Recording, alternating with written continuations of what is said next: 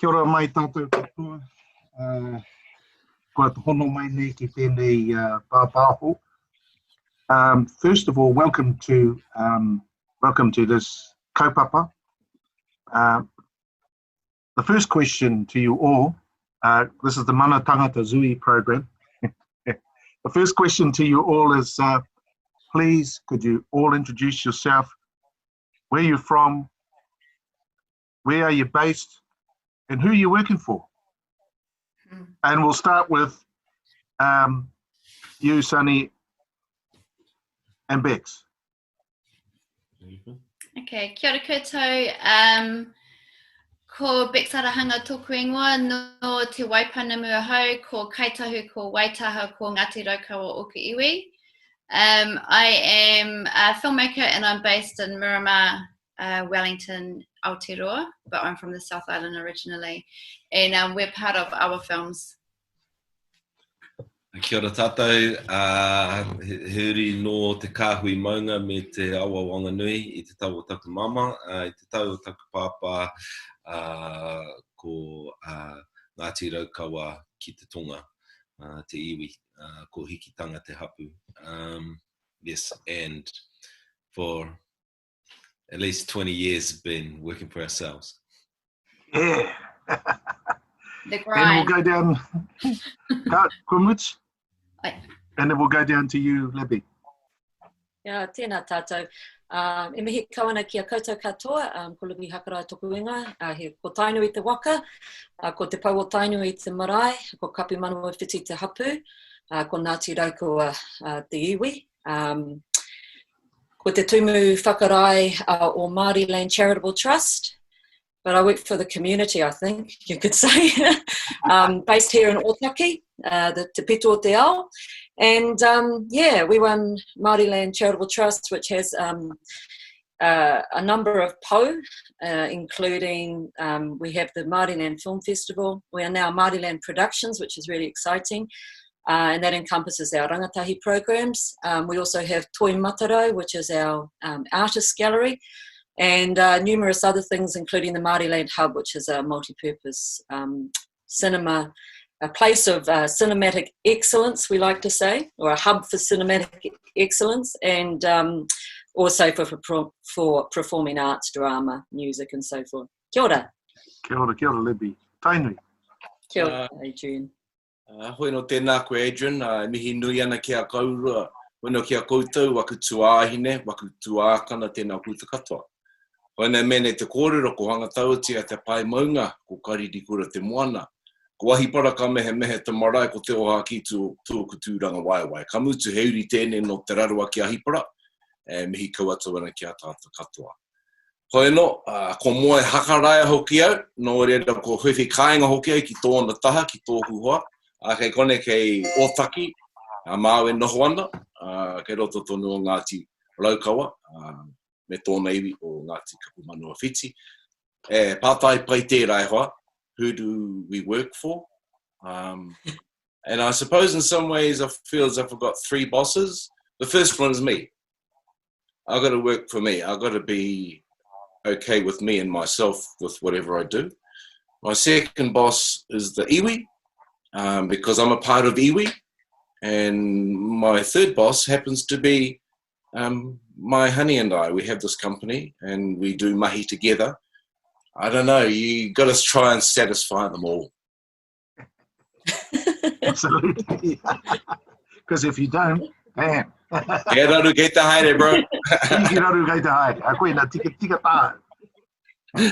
So the next question for you all, and I'll ask you first, Tainui, is how did the lockdown affect you? In the first instance, I was grateful because we're safe. Yeah. And that makes me very aware of those who weren't safe and who helped us through it all, as much as those whānau who I couldn't help but think of whānau with a whole lot of kids not getting on too good with the partner, lost a job. You know, that must have been hell for a lot of people. For myself and Libby, it was an opportunity, because we work from home anyway, to be able to enjoy being together. You know, he kaha no mau, te haere ko, engari ko tae ki te wā, te noho tahi. And so that was really cool to be able to just do mahi and just to be together. But, you know, we're lucky we have a mahi that we can carry on doing this, but there's a profound weight in this moment. And it's not just in New Zealand, it's around the world.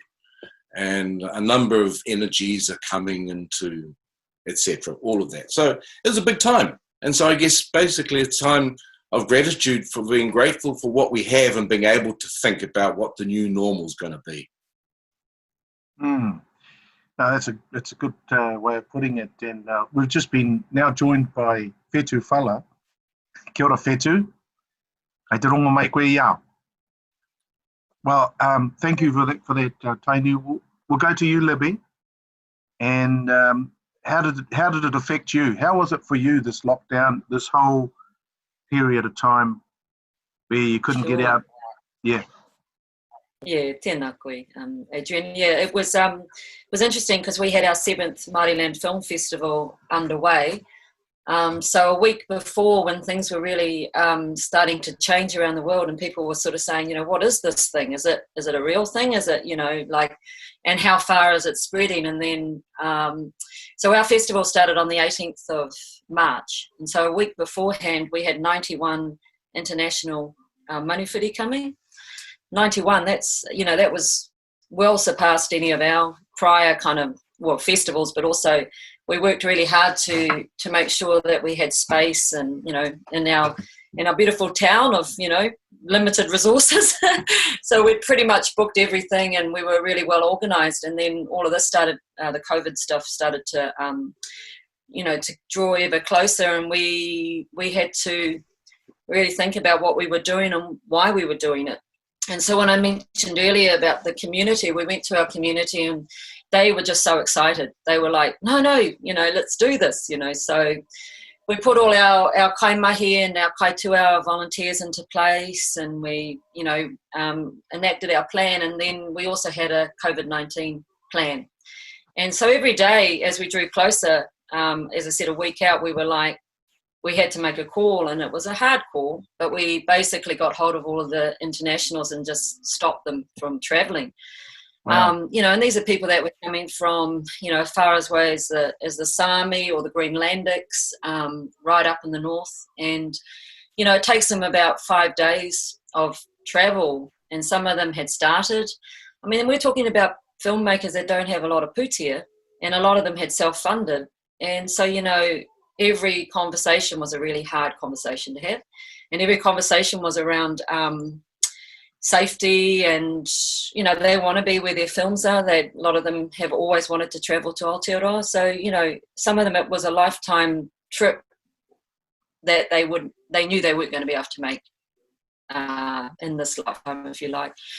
We had about 30 of filmmakers coming from throughout the Pacific, and again, that's a whole nother conversation. Because for them it was, you know, if they came, and some of them already, you know, had made it as far as Australia, they were sort of a mind that, you know, if they got here, they wouldn't be able to go home. I mean, there was so much fear and so much unknown. It was like looking into a vortex, and we didn't really know which way it was going to go. So the only thing we wanted to do was make sure that people were safe. We had the Native Slam, which is an Indigenous film collaboration challenge, and those filmmakers had already made their way into the country, and they were pretty much they were exhausted, and then they go and make films, and then they were really, like, for them it was a really weird space to be in, because, I mean, one of them, I'll just use an example, was from Anna Hoover. She's from the Alaskan Inuit people, and she, you know, she brought her baby, her child, and her sister. And they really didn't know how they were going to get home, and so they were trying to make a film and trying to be in the moment, if you like, and then worried about, like, what was coming next, like we all were. So anyway, we started the film festival on the 18th. We started with our pōhiri. We didn't really expect anyone to come, but they did. You know, no hongi, all of those tikanga, you know, and just trying to, like, you know, kind of play, not play, but be both supportive of our own community who were starting to get fearful. So we started to have people coming and saying to us, just some random stuff that we had to deal with. So by the second day, when I couldn't sleep the night before, I just thought, no, this isn't really, it's the fear that's going to catch us. It's not that we've got a great, we've got a plan that's really considered, or we're trying to look after everyone. I think I had this moment that I talked to people about, Adrian, where we were in the cinema, in the little civic cinema, and we'd put a COVID plan in place where you came in sort of in small, like 1 or 2 people at a time, and then you went into the cinema, all our kaumātua kuia first.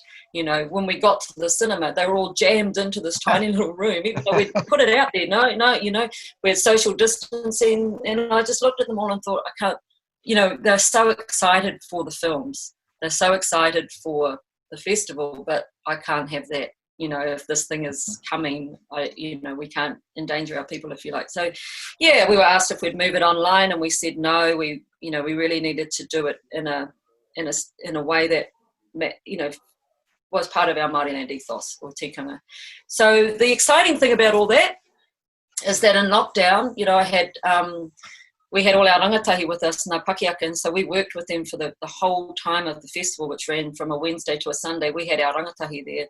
We had 22 of them who just brought so much energy, and we did master classes with them. We did a lot of planning with them, and then they went to their homes. We made sure they got to their homes from the East Coast to, Kaitaia to Kau in the far north. We got them all home in that week, got them there just before lockdown, and then we went into lockdown. So my Māori land team, my team of 5, one was in Te Kau on dial-up for the whole of lockdown. 2 were in Tamaki Makaurau. There was myself and Ma here in Otaki, and we got on with it. And it's been neat. Like, I loved it. I love the fact that the world stopped for us all, and that we actually had a time to really reflect on what is important about it being a storyteller, because it's exhausting. And, we do so much travel, whether it's around the motu or around the ao, connecting and making things, that actually having that time out and going, what are the stories? How much time do I have? In my lifetime, or in our lifetime, what are the things that we need to do? As you mentioned earlier, it started with, the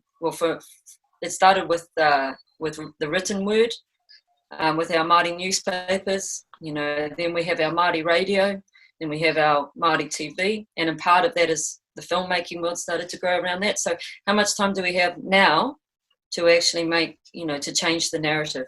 And that's what we were trying to do over lockdown, and we got so much done. So that was a big rave, but it was very exciting. Kapai. And we'll come to you very shortly, Whetu, but I'm going to hear from both Sunny and Becs. How has this lockdown affected the both of you? Tautoko, everything that Libs and Tainui just said, it definitely felt like a really big period of time energetically. It felt like there's a lot of big kind of energies happening planetarily. I've just been traveling before it was a compulsory, so I got back from New York actually, like the end or beginning of March. So wow. So I just kind of slipped in there and was really glad to get home. So I felt, really grateful, and I can totally understand how awful and stressful and anxious it would have been for those filmmakers, especially with a baby, even though we would have manakied them and taken them in, of course. But yeah, it felt like a really massive introspective period of reassessment is what it felt like. It felt initially quite challenging. It was very easy to sidestep the issues by being very, very busy. And then all of a sudden you're stopped and you're still, and then it's like, oh, hi, all of these things you haven't been dealing with. So it felt sort of a bit of that time, but also, lots of reassessment, and that kind of ability to have some focused intention around actually who it is I want to be and what it is I want to be doing and the stories I want to be telling. So, with mind and heart, with people who are really suffering and struggling, felt super grateful and privileged that I could, plant a garden and spend that time with our kids, good and bad. I don't know how much schoolwork they did. But yeah, so that was kind of my experience. He's like, how dare you Oust us as bad parents. Yeah. Again, I tautoko what everyone's saying, and it was really interesting. The world is so busy, and we're all so busy, and we're just busy doing busy things, and then I was so kind of caught up doing mahi and what needed to be done. I didn't even start any doomsday planning until the very last day. And by then, all the yeast and flour and everything was gone. And so my plans were shot. So, yeah, so it was like I was late to kind of the party of really kind of understanding how big a moment it was and what was happening. But the very first day of level 4, the lockdown, I personally had felt a massive release where I was, it was, everything just stopped and it was still, and no pressure. Yeah, like we all have our internal pressure, which is probably something that Tainui spoke about first off, where, you know, it's your own inner driving force and your own demands on yourself to do what you want to do and stuff, and that's something that can, you know, you can temper that with yourself, but and what we do and with the world a lot, it's a lot of the external forces that I really appreciated shutting off. You know, because nobody was demanding anything. Nobody was saying, where's this? What's that? How we're doing this? Because they were all in the same kind of state of just stillness, I guess. And, you know, I fully noticed the birds and different elements of nature and stuff start up. That just became a lot more prevalent, and I don't know why. We had piwai waka just flying in and out our house kind of daily. Wow. They're just they're flying around, and, you know, you can go, oh, here tohu, or you can see that they're actually chasing insects, or, you know, and all of that stuff. And so that was really kind of awesome to see that.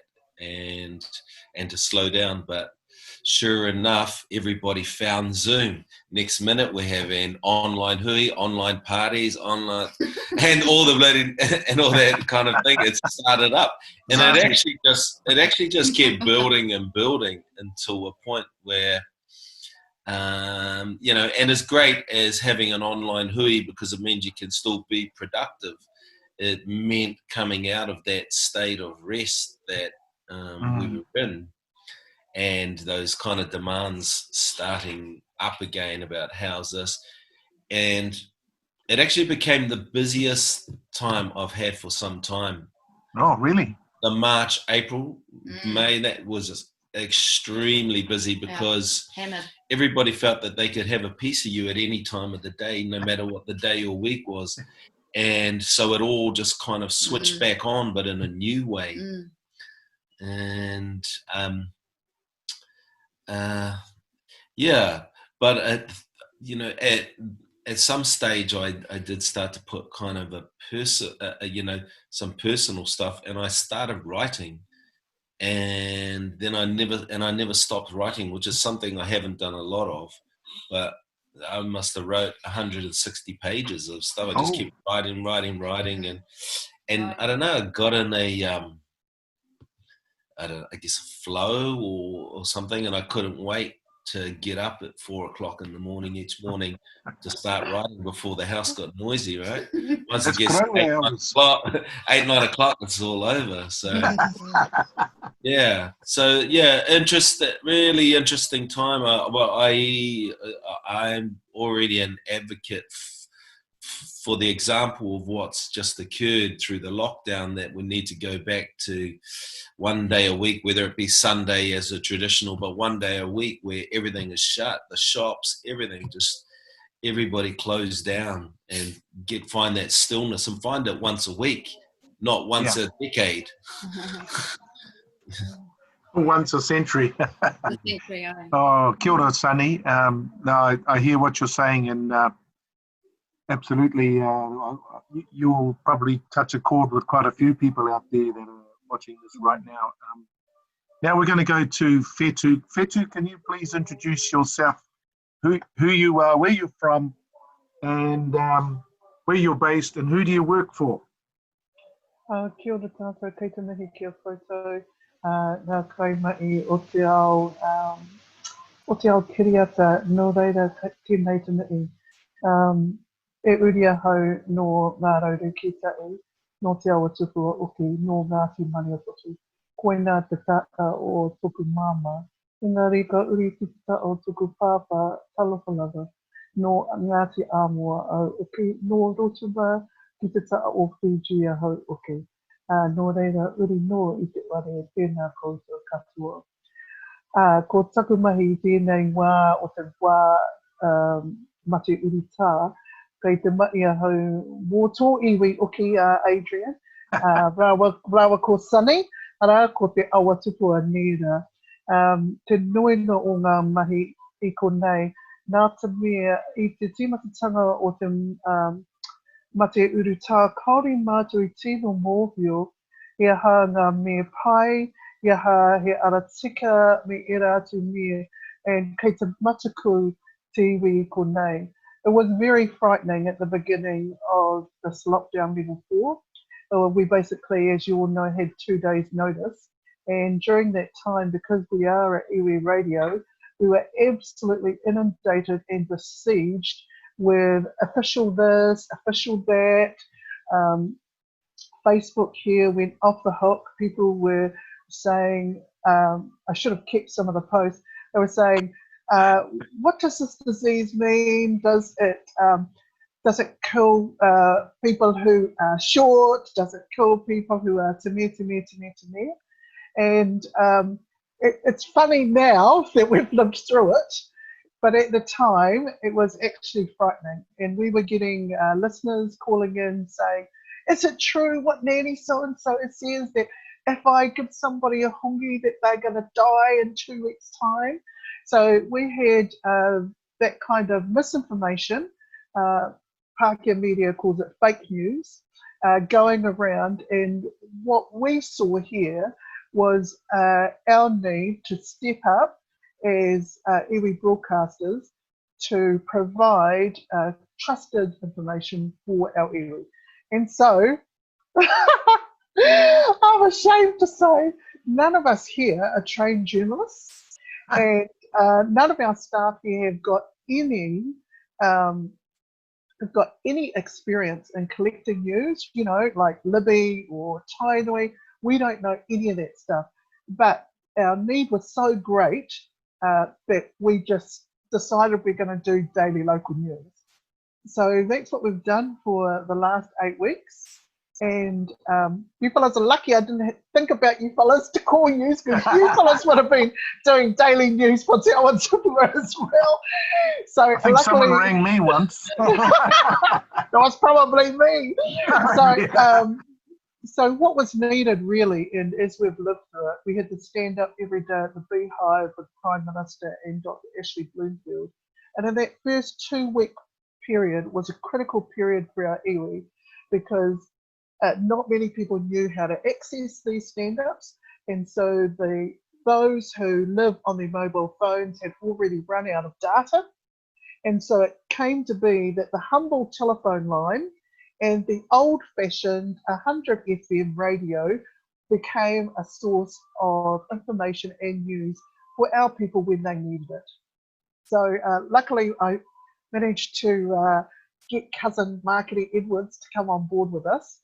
So she has been basically leading our, I suppose you could call us COVID-19 journalist team here at our FM, the untrained journalists. And she's delivered an astonishing over 790 local news items over the past 8 weeks. So Wow. she didn't do it by herself, because here our local iwi joined together 36 organisations, which included as far north as Taumaranui, Ngāti Haua, as far west as Ngāroru in southern Taranaki, as far east as Wangaiwu and Martin, Ngāti Apa, Ngā Waiariki, and of course the Awa Tupua here. And together we have managed to, if you like, stare down the emergency of COVID-19. But I tell you what, Nancy Drew, never mind Nancy Drew, man. These fellas here were out collecting news, and they were like, oh, right, should I ring the mayor? I was like, absolutely, you should ring the mayor. So that's the kind of fun stuff we got up to here. We actually were run off our feet. And I think when I hear the lovely kōrero, like you guys have all said about having that moment of stillness, that's something we haven't experienced yet. So, and I think it's unfortunate, because I'm the only one on our crew that really loves to stay home, and I never got a chance to call it bad planning or, you know, blame it on our mother for forcing us to read so much stuff. But yeah, that's what we did at Awa FM. It's probably the same. We had our Tai Awa Uru kōrero last week, and every iwi radio station in the country has experienced what we experienced. So I'm looking forward to the lockdown, enforced lockdown. Hey, good point, Sally, too, to the future. Because of this, I don't think we can actually return. So I'm going to trial and recommend that we're going to work 2 days in our homes and only 3 days here at our station. Because I think that's a really important point, is the living at home and living in the kainga. How do we take care of that so we can take care of all the other things? So yeah, we're trialing it, watch the space. It may not work, but yeah, here at OFM we're going to be taking on board the fact, looking for the stillness and looking to working within our kainga, rather than having this focus on studio and physical facilities, even though our tūpuna worked so hard to get them, and we're very proud of the fact that we have our studios. Kia ora. Yeah, kia ora. Kia ora mo tēnā, Whetu. Let's go back to the next question. So you've just answered 2 questions right there and then. So the next question is, what's everyone working at right now, at this moment? And we'll start with you, Whetu. Yeah, so the film that I'm working on is my feature documentary called Takirua, and you all know that I started that last year and it was interrupted for various reasons. Maybe we all know about the passing of our darling Nancy, which was one of them. And as filmmakers, it takes the guts out of you when people that you love and know and were prominent in your film, never mind our film, but it really did give us our story world a bit of a blow. So then COVID has come along. Under this, because we are Māori communities, I've got to preface it like this, the work that we've done over lockdown, we already know that here, for example, in Taihaua Uru, there was no Māori who contracted COVID-19. So that means that and so if I was to travel outside of my rohe, then I have to think long and hard about what I'm going to, you know, how am I going to return home, basically, to a place that has not experienced, I'm talking about Māori, has not experienced any COVID-19 disease. So that is one aspect I'm looking at. Also, the people we are interviewing are, funnily enough, all Māori, and several of them are either amongst the vulnerable or they are caring for vulnerable people. So as a filmmaker, of course I want to get out there and talk with them and capture them. But there ain't no way in hell I'm going to be filming people on Zoe. I'm sorry. I ain't doing it. I ain't doing it. Stop it. Ka pai, Whetu. So I may have to wait till level 0 before I'm able to restart my doco. Oh, ka pai. And we'll go to you, Tainui. What are you working on at the moment? Like Sunny, the time for writing just recently was something that really kind of moved me and made me want to put my thoughts on digital paper.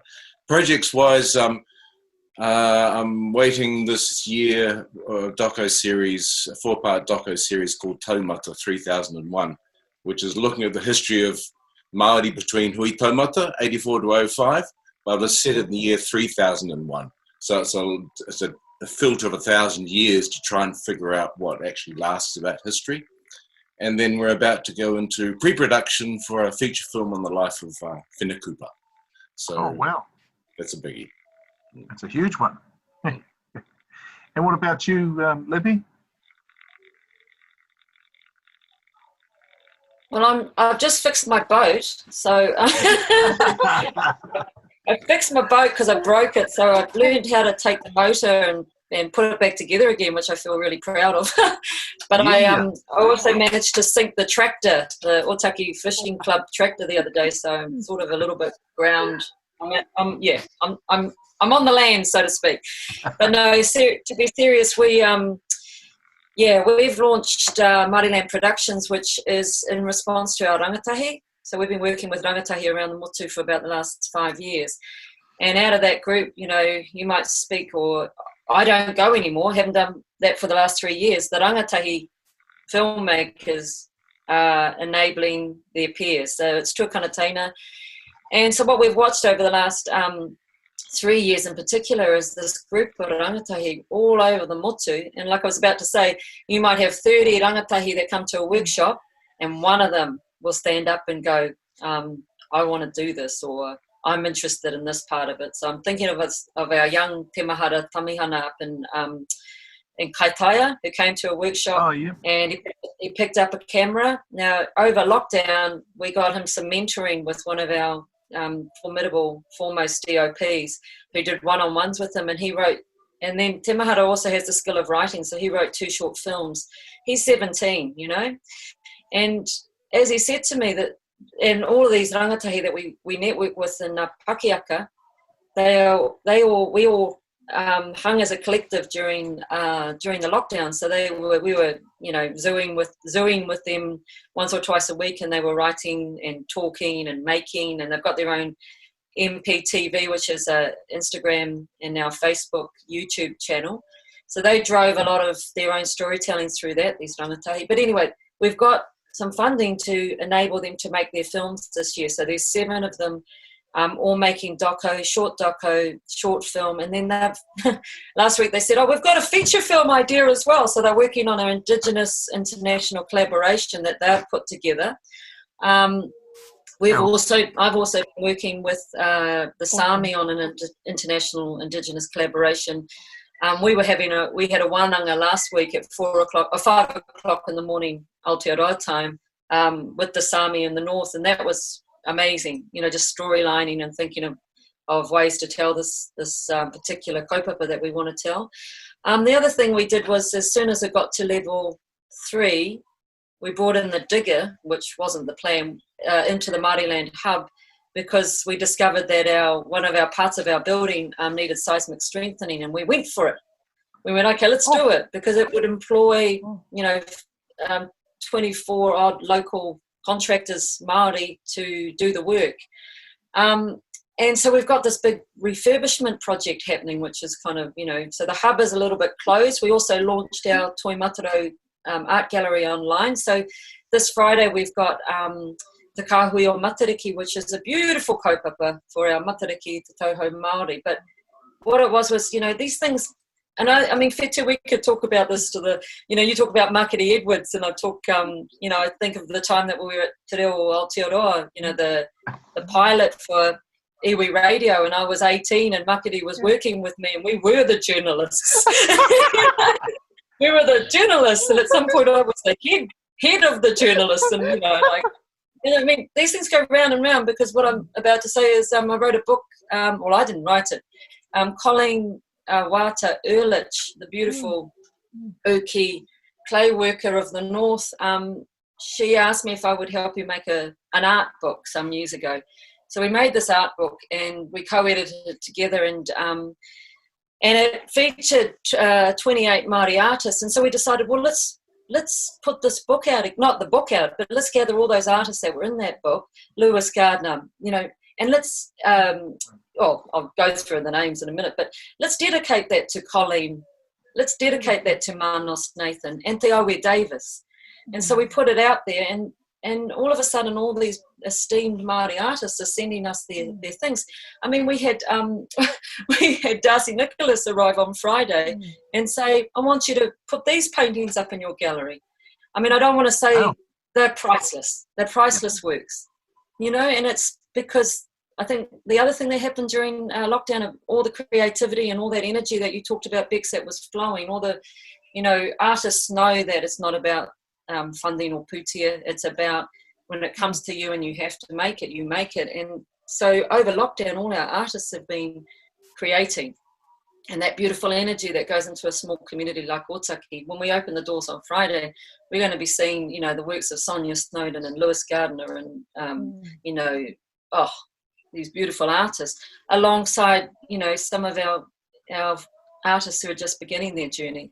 And it's that beautiful kind of connecting, that tauda. And so we're really blown away and excited by that. But I think it's all about, whether it's our rangatahi we're working with or our ringatoi, it's about, we need that energy, because as you say, Sunny, like, we can't go back. I don't want to go back. We're all on a 4-day week, and I'm going to be really strong about that, because we need to gather the energy, and we need to be creative, and it's that creative energy that we need a lot of that if we're going to change what's happening, what we're seeing around the world, which is, annihilation of Indigenous rights, of minority peoples, of people that, have been historically, and that includes us here in Aotearoa, the victims of racial segregation, violence, all of these things.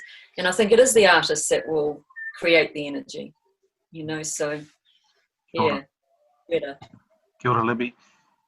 What about you, Becs? So I have been sort of developing a project myself, but we have started a film collective down here in Wellington with a bunch of other Māori called Fish Heads Collective. And so that's got some kind of hui happening and development work that we're putting through. But I've got the rights to a book that was actually written by a school friend of mine called The Year of the Fox, and I just grabbed it to tautoko her and read it, and I was like, oh, this is going to make a great TV series. So just sort of starting to work towards developing that. And then I'm also an acupuncturist, so just doing my healing mahi and, just trying to not get myself to the place I was last year when I hit a big wall and got burnt out. So that really weird, delicate, magical land of balancing acts. I haven't quite sussed it yet. I hear you. Son, what about you, bro? What are you working on? It's cool to hear what everyone's up to, and I would. When you do this kind of I was going to say a game, but when you choose this lifestyle as a storyteller and all the various mediums that we get to tell stories, you got to have lots of irons in the fire, because despite what you have in your heart, what you want to do, that isn't necessarily what people who control finances, or the timing might not be right. So you've got to have lots of them, lots of projects on the go, and it's a bit of a balancing act trying to keep them all moving sort of forward, as it were. We're very lucky that we've we've had a few things that have funded, and then we've got some passion projects and that as well.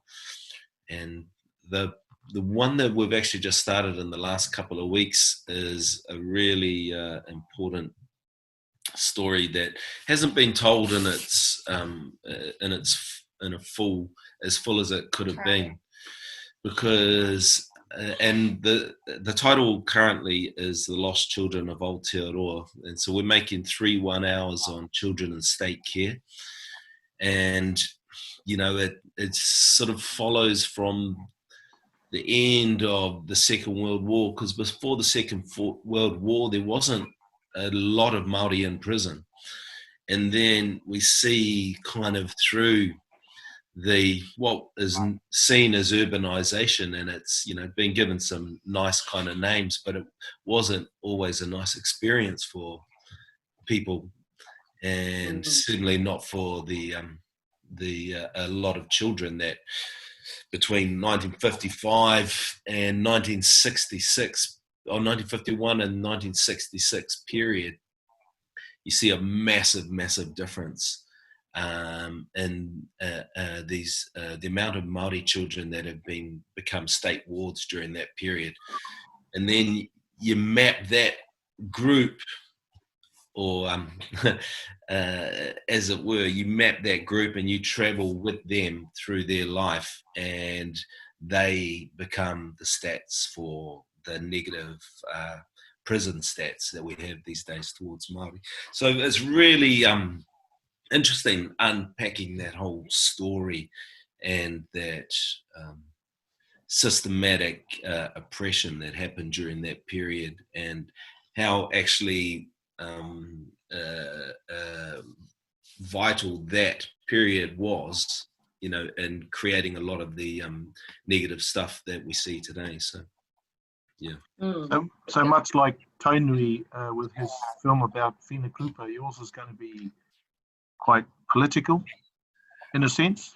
Oh, absolutely political, and and Whetu and Eva Rickard and Joe Hawke and others, they flow through our story. We don't center anything too much around them, but that movement of what might have been seen as the Renaissance period coming out of the 60s and into the 70s, which actually I found out is the second Renaissance according to Te Rangi Hiro, because he calls their period in the at the start of the 20th century, in a lot of their writings, they term that the Renaissance.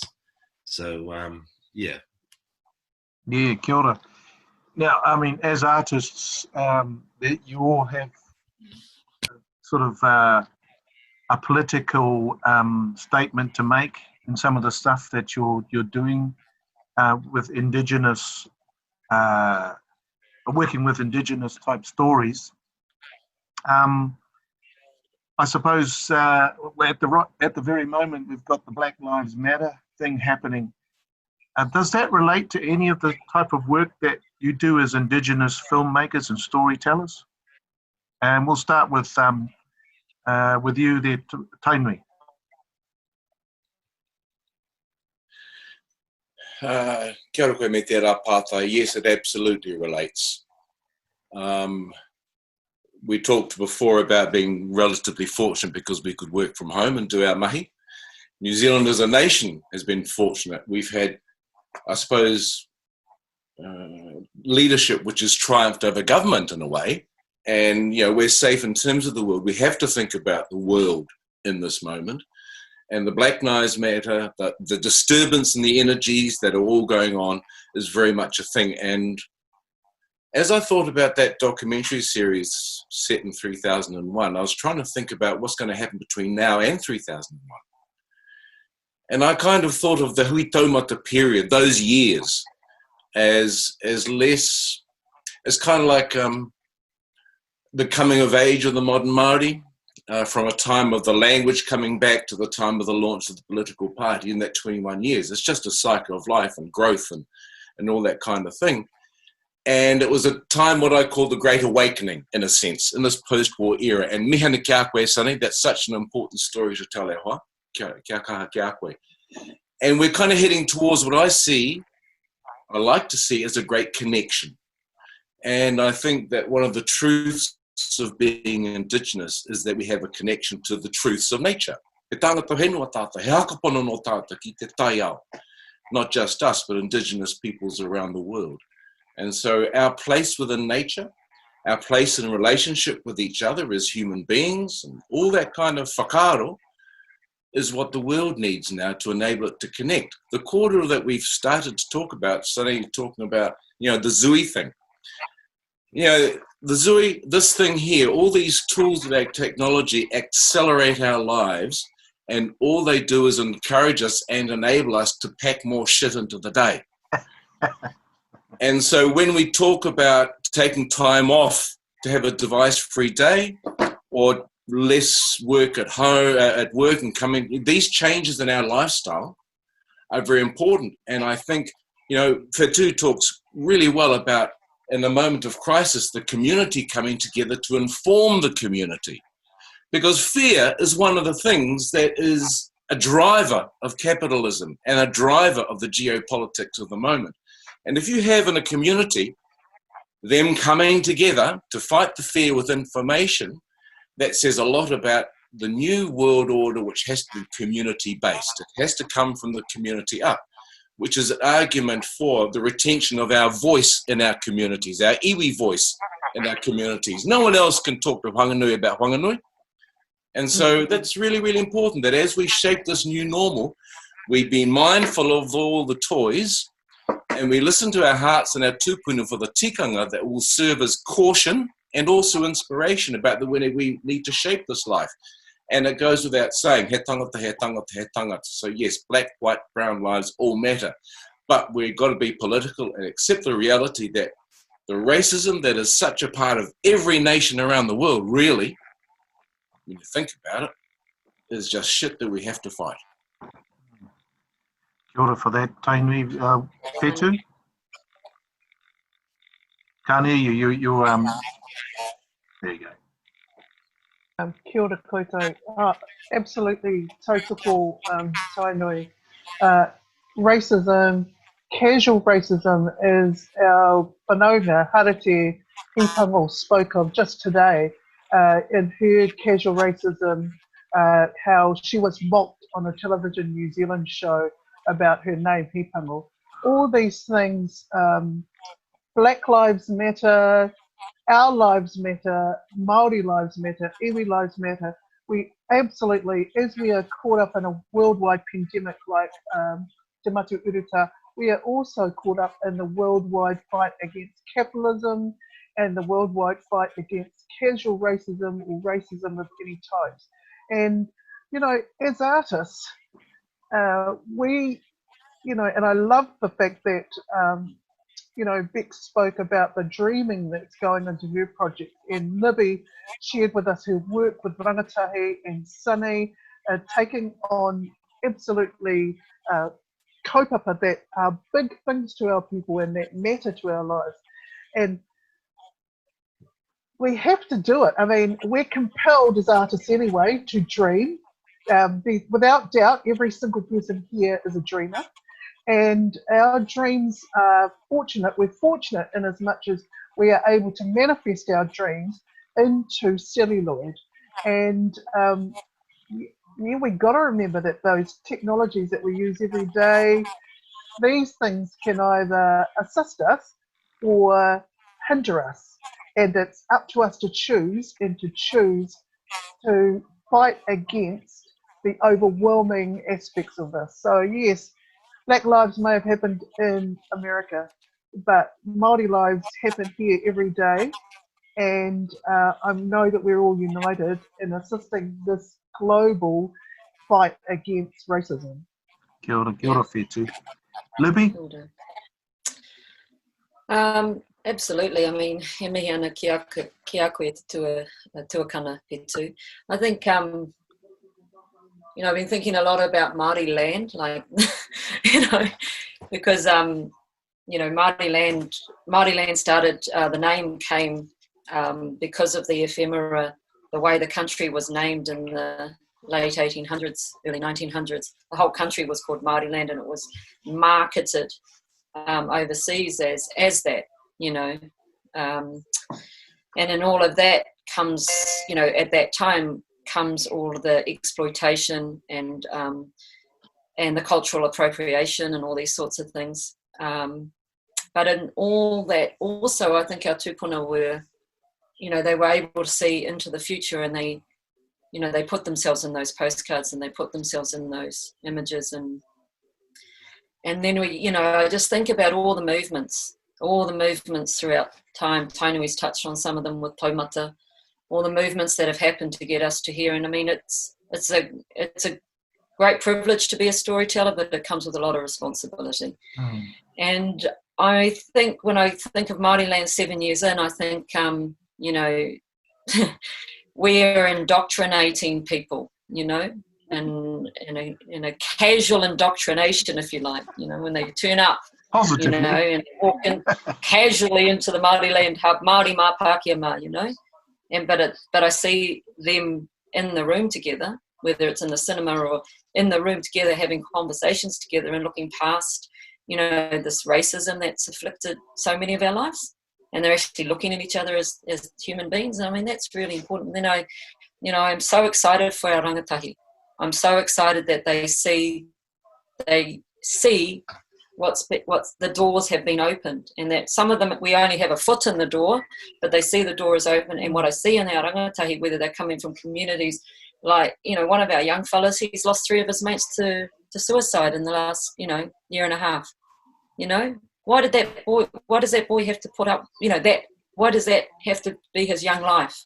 But instead of him seeing himself as part of this cohort, if you like, he sees himself as being someone who can walk through that door and take as many, you know, of his whānau with him, because he wants to tell a story, you know, and his stories are hopeful, and his stories are exciting, and his stories are gritty, and his stories are, you know, or our girls on the coast, on the East Coast during lockdown, who decided that they would tell one of them decided to tell her uncle's story, so she creates this character, and he's a bushman from Ngāti Porou, you know, and because she wants her uncles to open up to her as a young wahine and tell them how they feel, you know, because they're dealing with depression.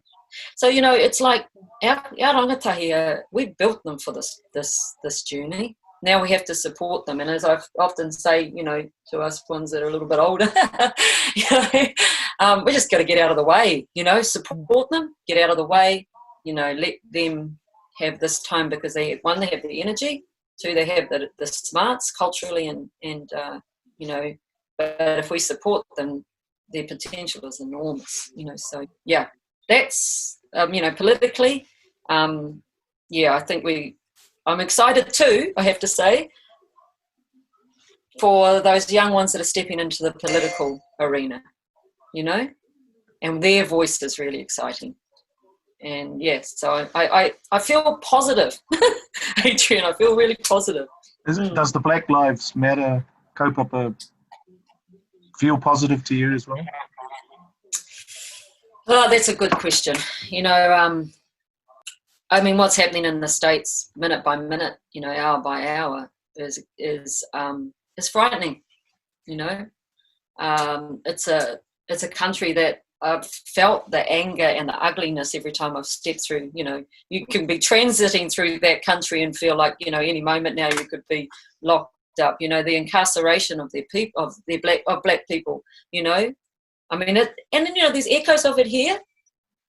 One of the things that I'm really interested in seeing, whilst the Black Lives Matter movement, if you like, or the voices, you know, is happening on one hand, you've got other people coming in, you know, the white supremacists that are on the rise as well, and you've got all sorts of, you know, different things happening within that. In Aotearoa, you know, we had this whole kōrero coming from our leadership around being kind.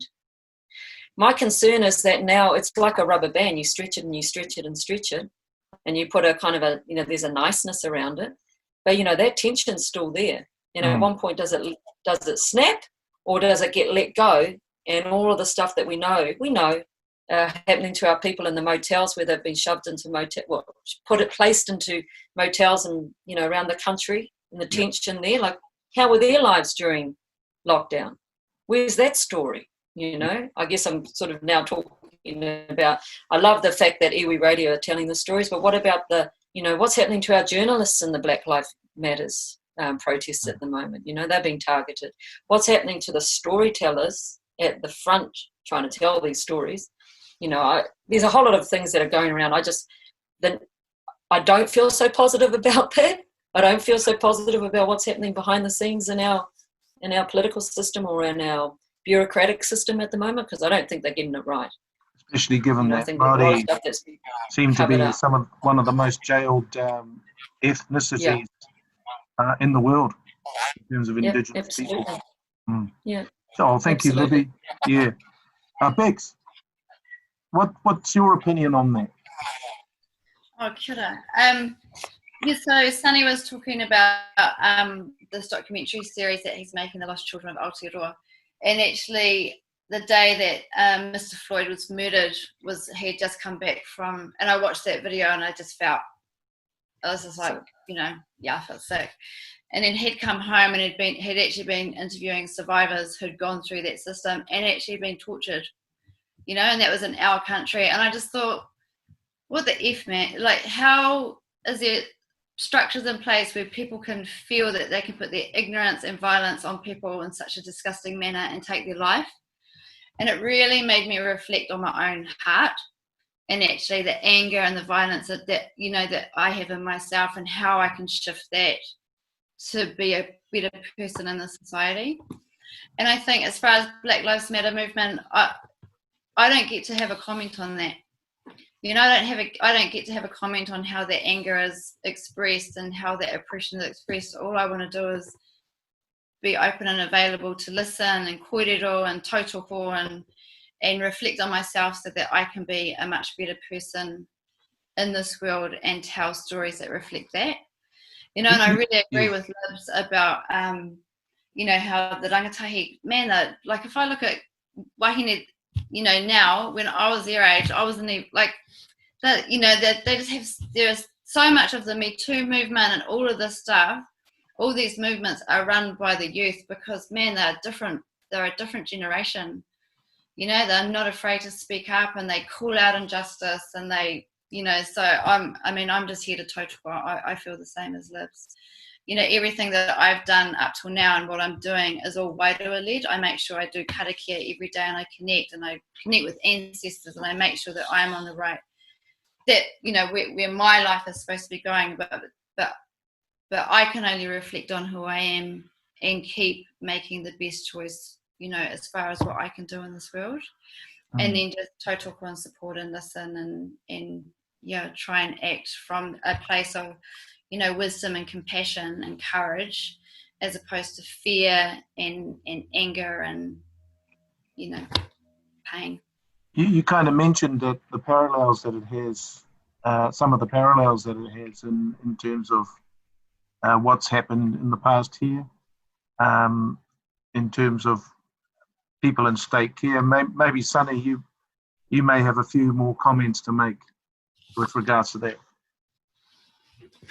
He mihi ana ki a koutou, mo koutou karo, mo koutou kōrero I tēnei kaupapa, he kaupapa nui.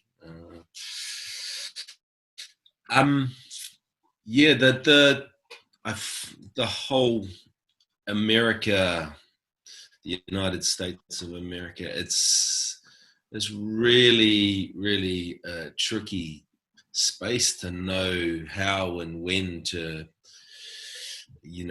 inject, your energies and thoughts. I mean, obviously our hearts are with them as a nation, and the people within. But I see how tricky it is because I noticed that Taika tweeted something in support the other day and got a massive backlash from a lot of people in the African American community, and I couldn't understand that backlash. And Becs and I had to talk through it quite a bit, and you know, on one side, I'm want to let people, you know, yes, have their kind of own tino rangatiratanga, but then as a human being, I feel like I should be able to comment or, you know, say something. So it was actually a tricky thing for me to get my head around, and I'm still kind of grappling with it a bit. But yeah, in terms of but then when we reflect back here and you know, talk about the Whena Coopers and the Joe Hawks and the Eva Rickards and the many, many more that, you know, have allowed us, the Ngā Tamatoas, that have allowed us to kind of have Kohanga Reo, to have iwi radio station, Māori Television, the Barry Barclays, so all of these people. It's, I guess the thing that makes me think is that we can't rest on our laurels. We can't be thinking that, you know, you know, everything's okay because, you know, we're not necessarily struggling, you know, in a particular way. There's a constant struggle, and I love what's happening with these rangatahi and empowering them. I love all that stuff that you guys are doing, Libby doing. Even Whetu, I know that at Awa there's been initiatives and things to empower the rangatahi to, you know, to pick up the challenge. And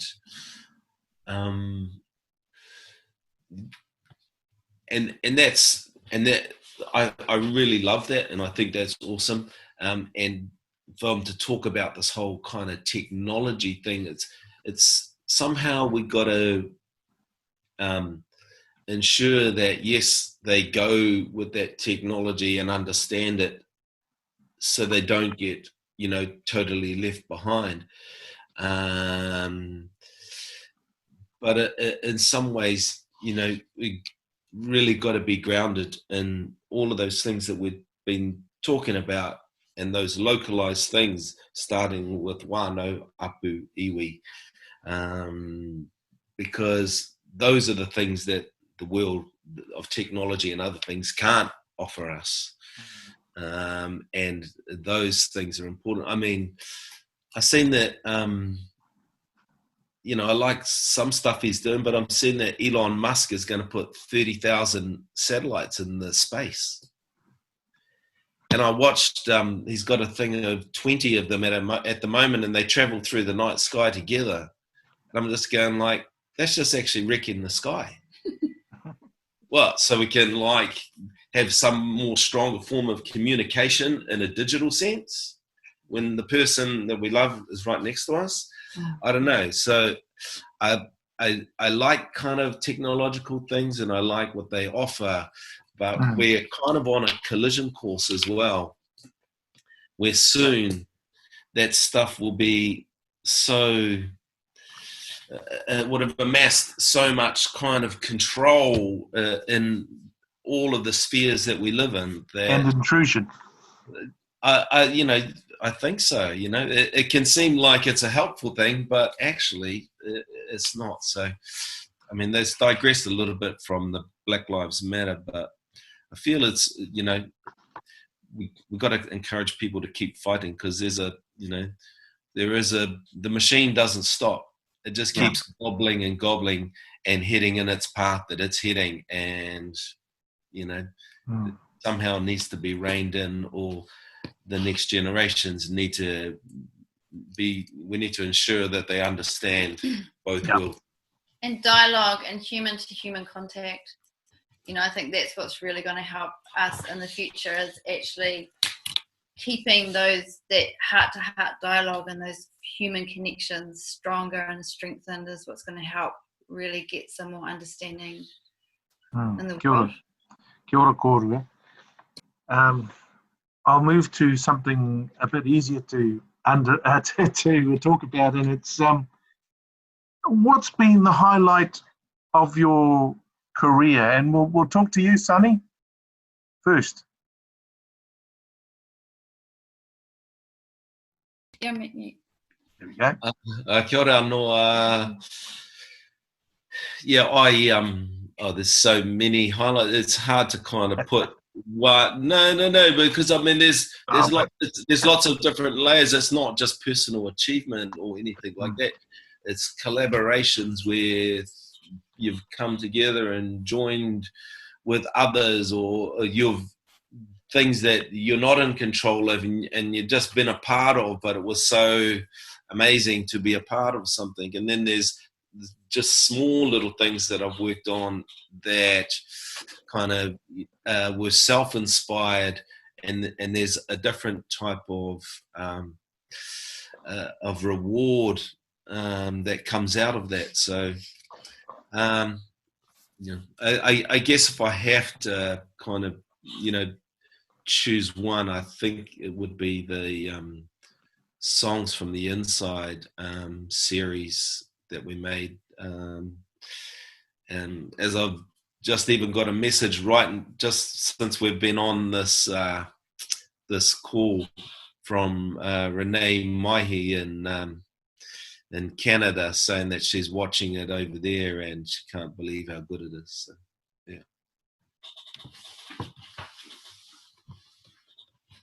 yeah. You're muted, bro. Hey, me? No, not you. Oh. Thanks. Sure. I feel the same about Sunny. With Sunny, different kind of levels, like achieve different sort of things. Having the kids and then the mokopuna is always, that's been life-defining kind of moments and helps you to grow into whatever your voice is becoming just from your experience. I did an acupuncture degree and graduated top of my class, even though I left school at 15. Didn't even know how to write an assignment. So that kind of, that was pretty awesome. And then my films, like Laundry was a totally different film. It was a comedy, but still wanted to kind of, touch on what it's like to be a parent. And then Henekura, just extremely proud of on lots of different levels, but on a wider level, just, helping to bring our ceremony back into this modern space. And work with just really beautiful young wahine. That was massive. Working with 8 other Pacific Island wahine to make that was really cool. Watching Songs from the Inside and actually seeing it tangibly helping and changing people's lives and giving them a voice and giving them confidence and making them feel important and valid and validated and all that stuff. Watching them do this documentary series and hearing the survivors, even though they've been through like royal commissions and all sorts, actually now they feel safe enough to tell their stories. Like that, it's that real important, that real important stuff where, I don't care how it's going to do on a world stage, but in that moment these people feel heard and have a voice, and actually that's that healing that's going to go out into society. And there's a number of highlights. So Thanks. Oh, you've frozen. There you go. Oh, Aroha, you freezing? Yeah. Yeah. There's a number of highlights. Like Sunny. Yeah. Aye. Yeah. Like everybody. Like everyone. You're like, how am I going to edit that? I'll let them talk about their highlights, but kia ora kōrua mō tēnā kōrero. Whetu, talk to us about some of the highlights in your career, your biggest highlights. Oh, well, yeah, I have to confess, you can't really choose one thing over the other, can you? It's really not fair to everybody else. But I do want to talk about the importance of story. And one of the many highlights that I've been fortunate to be part of was my first professional engagement in Māori storytelling was actually with Tainui. And we did the play Death of the Land by Rowley Habib. And Rowley was the first Māori to be chosen for the Catherine Mansfield Writing Award.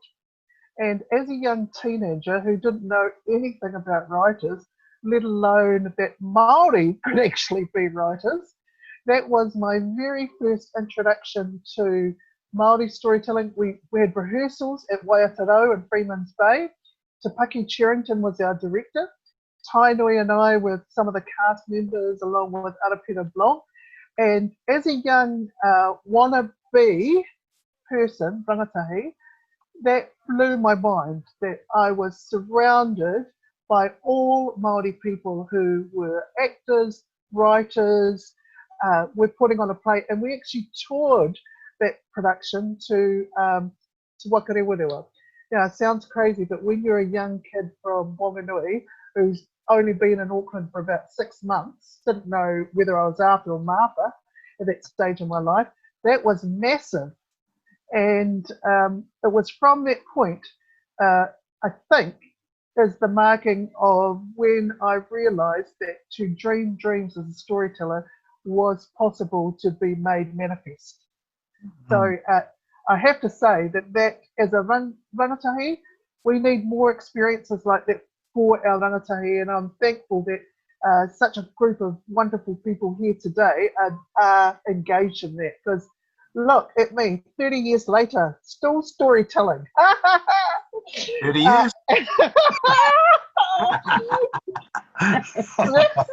So, yeah, I have to say that that is a light bulb moment for me, was a light bulb moment for me as a rangatahi, and I've just been blessed to do so many things, travel the world, tell stories.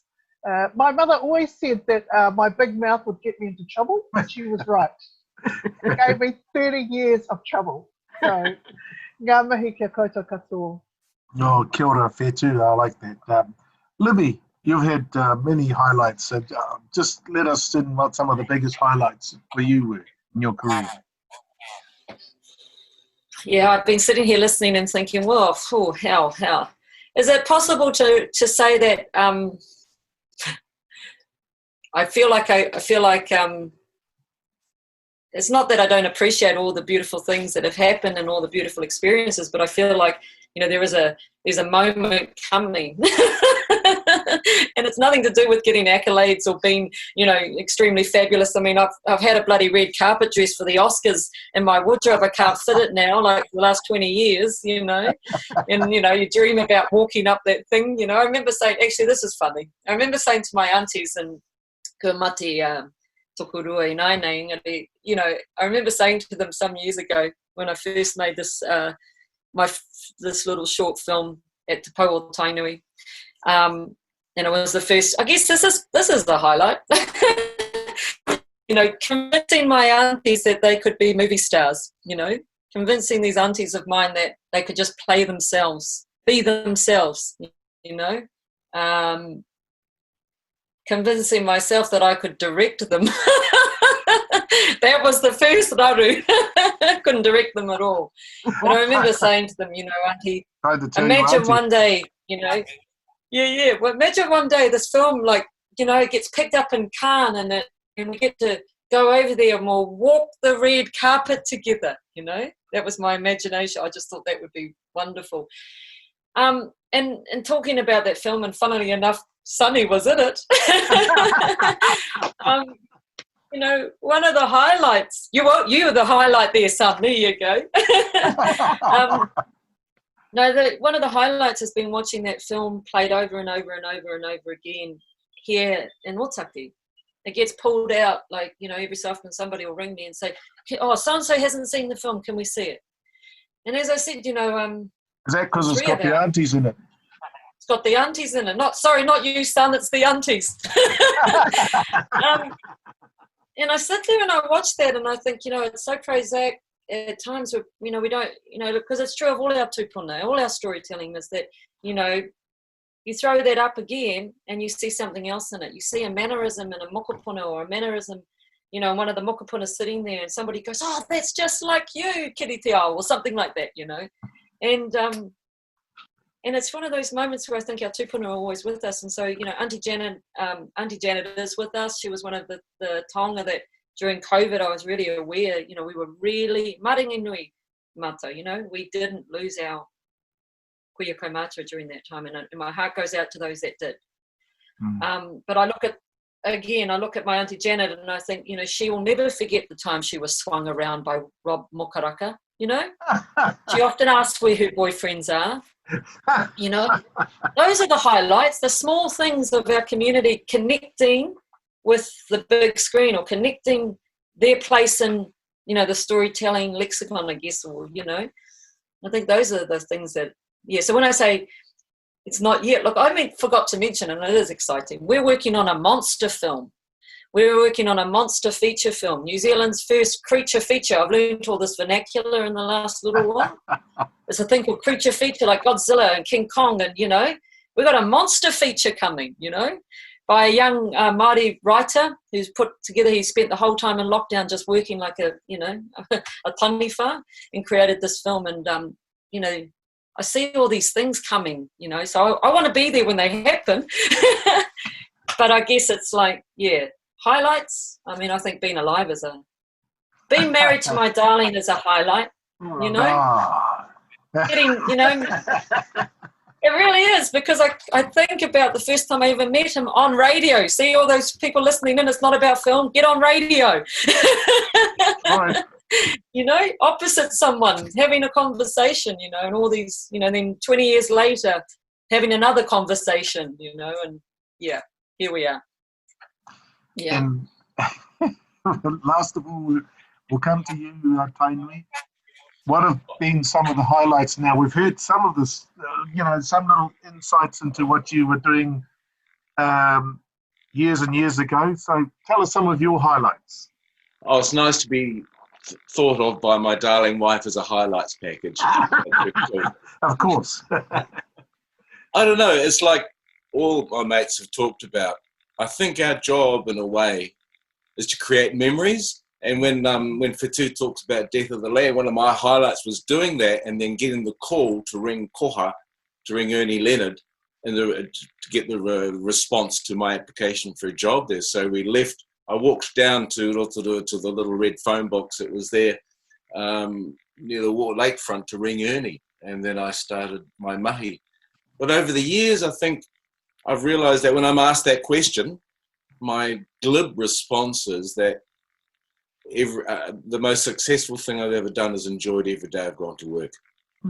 Whatever it is. You can have shit days, but it doesn't matter. If you love what you do, there is nothing better. And for me, it's been made better mostly by being able to spend time with amazing people. I'm a jealous man. I've got this piano at the back here, and musicians blow me away.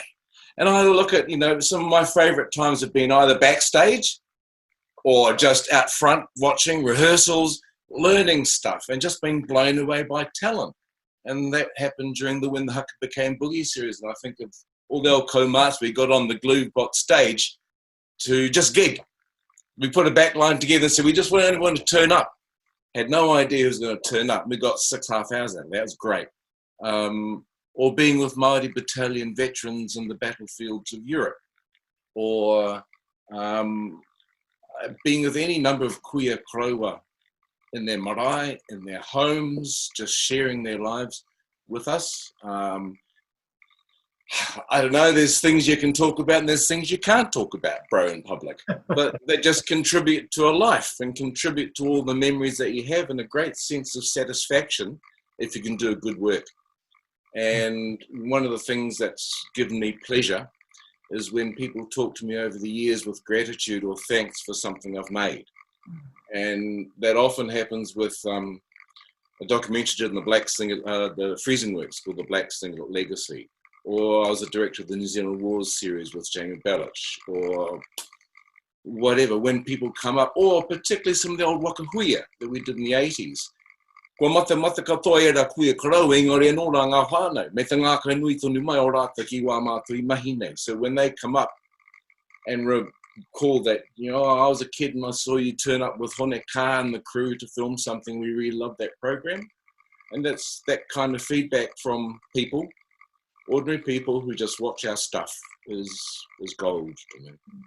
No, absolutely. And this is our final question. Now, given that technology, especially cell phone technology, enables people to create films and whatnot, what advice do you have for the budding filmmakers? And we'll stay with you, Tainui, because I know that you and Libby are working with youth, so you must have some advice for other youth out there that might be watching this right now. For those who have decided that they want to be filmmakers, I'd firstly say just watch as much film as you can. Develop your own film voice. Me te mea tuatoru rā mea whai mano tonu te kupu e takamai nei tō māngai. Do what you say you'll do. I've found that in this competitive world, when you are trying to be noticed, round or whatever it is, your own point of difference, your own personality, who you are counts. And so foster that sense of who you are, but most of all, just do what you say you'll do. Because one way of getting noticed is by doing what you say you'll do, because most people don't. Ka pai tēnā Tainui, Becs. Yeah, I totally took what Tainui said. I think I spoke to a group of students at a film school once, and I just said, we noticed you on set when you're awesome, and we noticed you when you're not. So be awesome. Don't just blink in. Sit there and let all the old school filmies be carrying all the equipment to the truck, and you're sitting there on your phone, like, gone, see you later. Yeah. So, but if you're the creative, just, same as what Tony said, just work on your craft. Read lots of screenplays and scripts, and just be fearless. Like, write, and then just start writing it out, and then you'll find some people that you can trust. And you can send it through to them, and they can feedback and just help you refine it. But just don't wait for the perfect opportunity. You just got to create your own perfect opportunities and go for it. Kia ora, Tony. Kia ora. I think just any type of endeavour, you got to understand what your kind of process is. Some people just work at things and become good at them just through making mistakes and getting up again and just keeping on going. And you've got to have quite thick skin in this game, because you've got to put essentially your creative endeavor out, and and that's a scary thing for a lot of people. But you've got to show courage, and there's other people that they best work things out by really kind of slowly, meticulously kind of pulling things together. So understanding kind of Well, you're frozen. for you. Oh, there you go, Tony. They're frozen. Just I saw that our connections. Sorry, you're frozen. We couldn't hear that last comment. Okay, so just identify what process works for you, and just trust your instincts. And like Becs and Tony are saying, do your homework as well. It's pretty fierce out there these days, I would say. It's like, I think about 20 years ago there used to be like 60 production companies in New Zealand. There's like 300 and something now. So yeah. Ka pai, Sonny. Whetu, nā o kōrero ki ngā tai tamariki e tomo mai ki tēnei mahi. Haere koutou ki reira, ki wiwi, ki wāwā, mahi a te mahi. Mahi a te mahi, eh?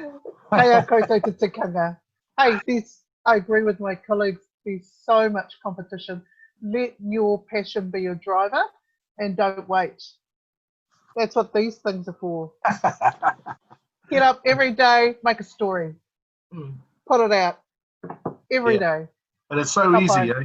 Ka pai. Libby, we'll leave the final word with you. been thinking a lot about that lately, because I've been thinking a lot about what is working with our rangatahi projects that we have running. And a lot of it's to do with, you know, we hear the word competition and we know it because we've all come through that. And what I've noticed for myself is that with the competition comes a toxicity, and I don't like that. And we don't need to be like that. You know, that's one of the things that we have the tikanga in our culture to actually deal to that.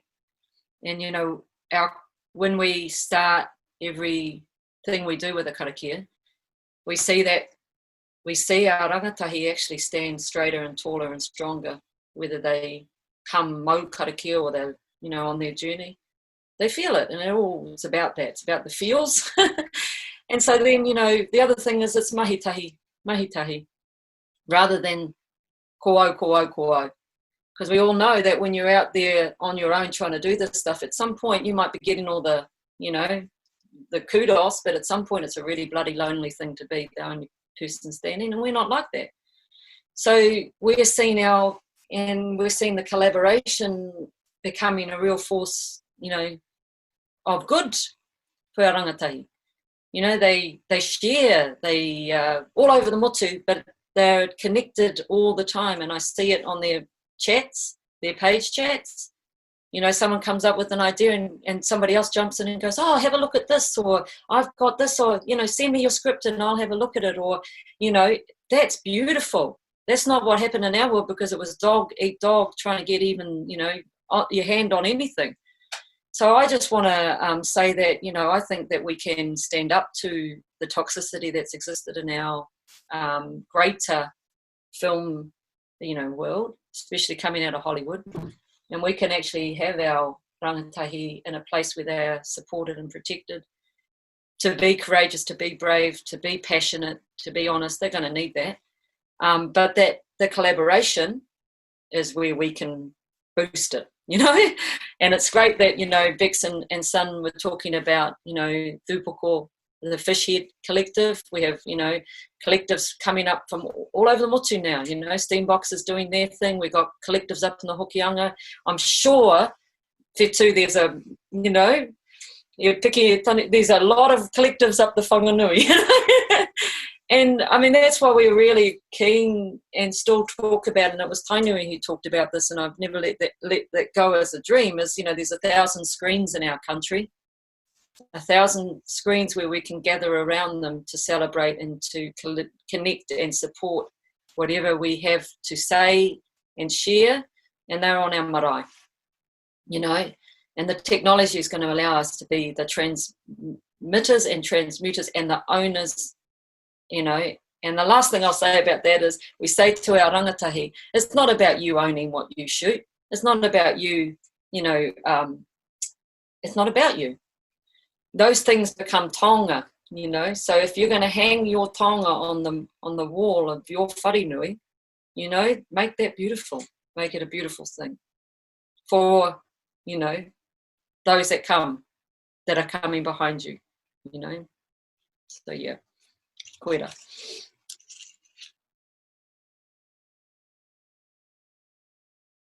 Bueno, e mihi ana kia koutou katoa I koha mai o koutou kōrero ki tēnei kaupapa I te rānei.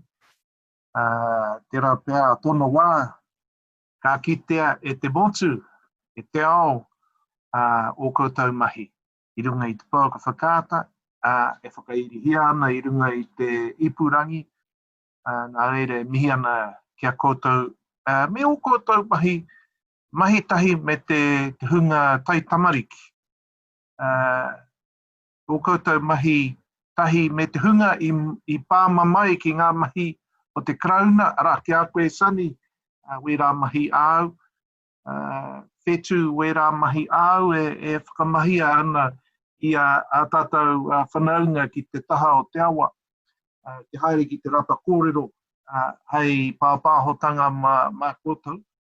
E mihi ana kia koutou tainui wō mahi, kia kaha rā koe ki te whakaputa I te rā kōrero mō tō koutou kuia mō whina. Nā reire mihi ana kia koutou, kia ora tātou.